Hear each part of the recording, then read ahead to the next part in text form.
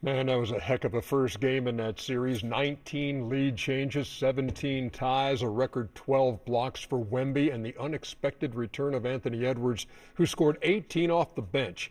Minnesota took the opener by 2, and now we get set for game 2 in San Antonio. That's where we find George Sodano. George, so I was looking at the injury report, and it looked like on the Minnesota side, Ayo Dosunmu would be available. He's missed the last couple. But Anthony Edwards was still listed as questionable. What's up?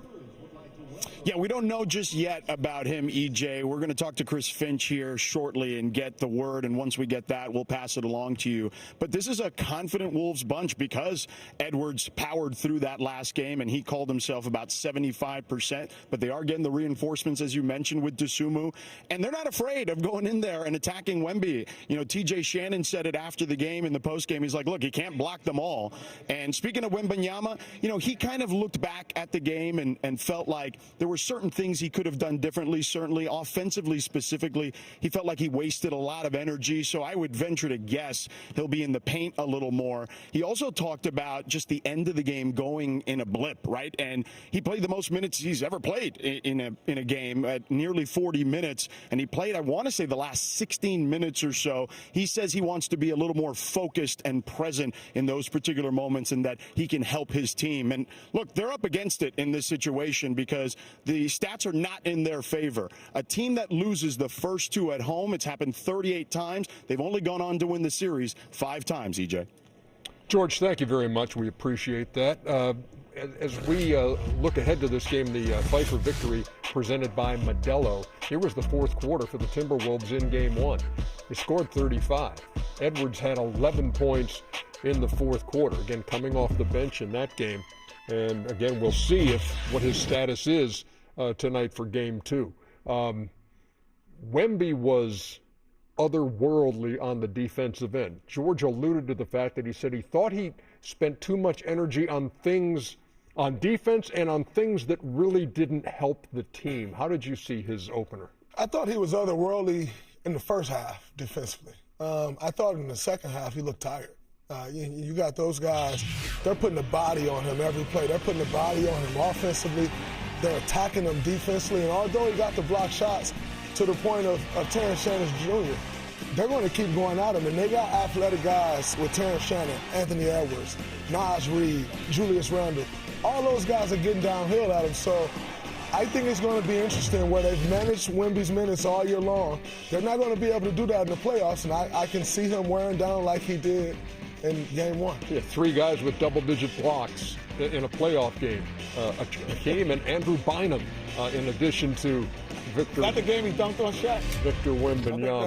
I think that is. I think it is. Before we hear from you two guys on this, 12 blocks, unless you're talking to Chris Finch. When we looked at them, at least 4 of them were goaltending, maybe even a 5th. To me, it's a little alarming that none of them were called. So let's just say there were 4. That's 8 points. You know, the value of 8 points in an NBA game is massive. How many of those do you think were goaltends? Foul me on the first one.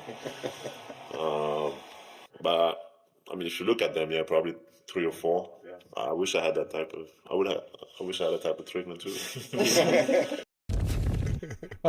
On the offensive side, Wemby did not have a big night. He was 5 for 17. He missed all the threes he took. 0 for 8.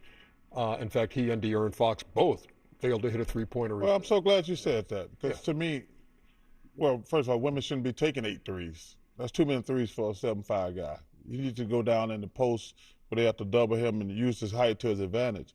But to me, it's De'Aaron Fox. He's the guy who's got to step up. You go back and look at that Portland series. Who was the guy who played great? We all make a big deal out of Wemby because he played fantastic. We love Castle. But if you actually look at the game, Fox was fantastic in those games, especially the games of Wemby, the one game he didn't play, or 2 games he didn't play, basically, or got hurt. But De'Aaron Fox, to me, is the guy. I thought the Spurs just came out flat. They hadn't played a competitive game in a while. I thought the same thing about Oklahoma City last night. I thought they came out flat. but I think they're going to play better because to me, Minnesota didn't play great, and the Spurs played worse. You know, Anthony admitted, he said, I didn't play that good of a game. So to me, this is when the series, I'm looking forward to watching tonight. But the one thing that bothers me about the Spurs, why didn't they play? Why would you go from playing him X amount of minutes to 40?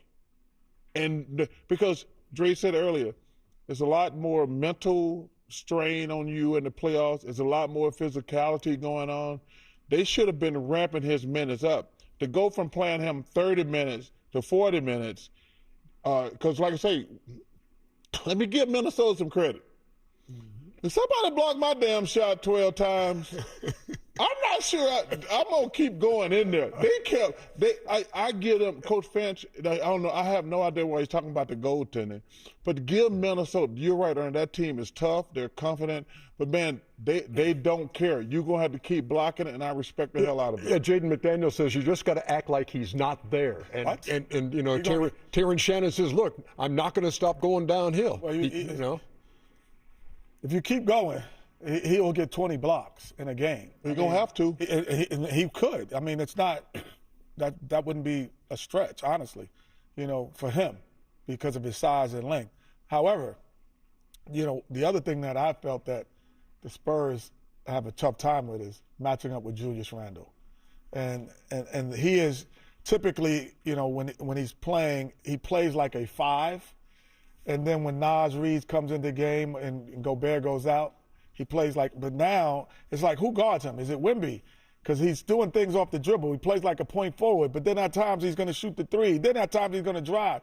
So I thought the uncertainty of who was going to guard him, because the one thing about Wemby why he's shooting the 3s is because when you switch on Wemby on most teams, you don't have size switching.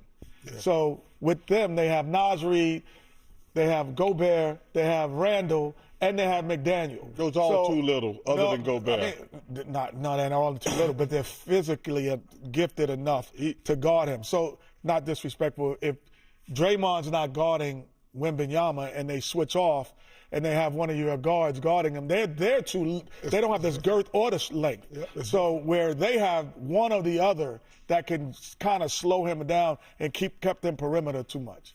He didn't get lobs. You know, he's gotten 10 points a game off lobs. Because they were just able to switch, he wasn't able to roll. He didn't get lobs. And another thing I thought they did, which was incredible, everyone always say space to the 3 to pull Wemby away from the rim. And he doesn't pull away from the rim. They put a guy in the dunker spot every play. And no matter what action was going on around it, they ducked him in. So in the second half, he wasn't able to get those blocks because he was tired, because they was ducking him in, putting the body on him every play. We've talked about it before. Minnesota, in their 13 appearances in the playoffs, it's either been a first-round knockout or go to the Western Conference Finals. They took a step in that direction again this